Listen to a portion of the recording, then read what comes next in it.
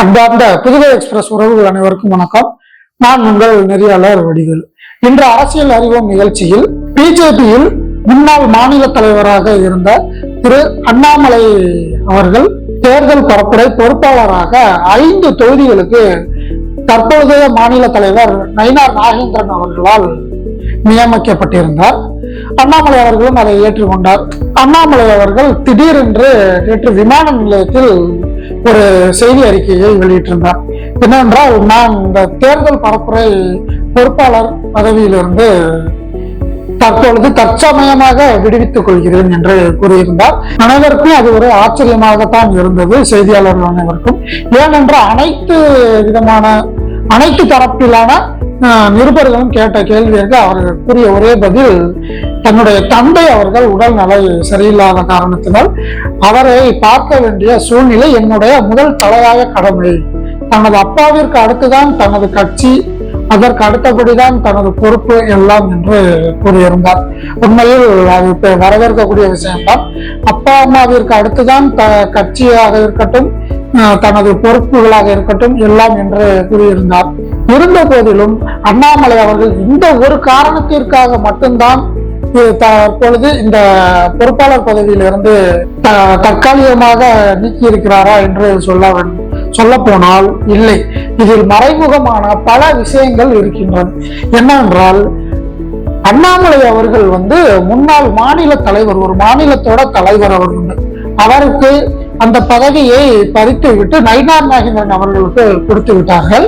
அப்பொழுது சென்ட்ரலில் பேசும் பொருளாக இருந்தது என்னவென்றால், மத்தியில் அண்ணாமலை அவர்களுக்கு ஒரு மிகப்பெரிய பதவி பொறுப்பு வழங்க காத்திருக்கிறது என்று பல பிம்பங்களாக அதை பேசி அவிழ்த்து விட்டார்கள்.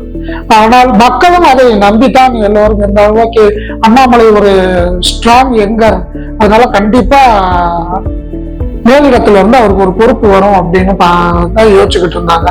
ஆனால் அங்கே வந்தது அண்ணாமலை அவர்களுக்கு பெரிய ஏமாற்றம் தான். இதுவரைக்கும் அண்ணாமலைக்கு ஒரு பெரிய பொறுப்பாக எதையுமே கொடுக்கவில்லை என்றே சொல்ல வேண்டும்.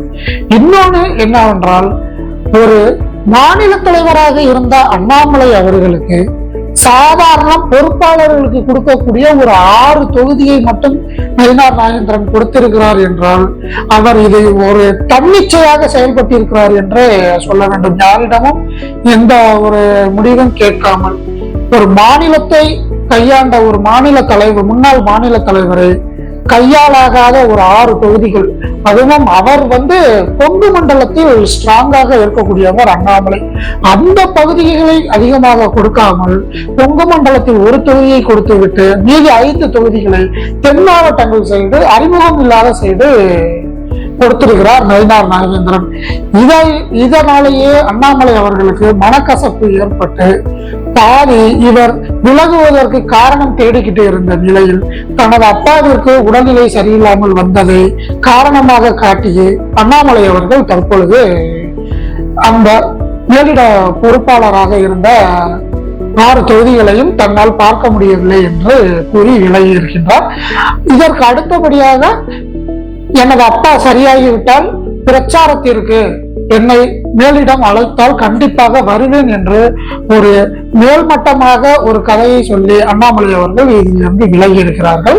இதன் பின்னணி என்னவென்று பிஜேபியில் உள்ள முக்கிய தலைவர்கள் அனைவரும் இது அறிந்த விஷயமே. பாமர மக்கள் நமக்கு மட்டும்தான் இந்த மாதிரியான விஷயங்களை சொல்லி நம்மளை மூடு பணியாகவே வைத்துக் கொண்டிருக்கின்றார்கள். பொறுத்திருந்து பார்ப்போம். அண்ணாமலை அவர்கள் வேற எதுவும் முடிவு எடுக்க போகின்றாரா, இல்ல திடீரென்று தாவேகாவுக்கு தாவி அங்கு வெற்றி வேட்பாளராக தன்னை அறிமுகம் செய்து தாவேகாவில் ஒரு மிகப்பெரிய ஜாம்பாவனாக தன்னை நிலைநிறுத்தி காட்டப் போகிறாரா என்று பொறுத்திருந்து பார்ப்போம். நன்றி, வணக்கம்.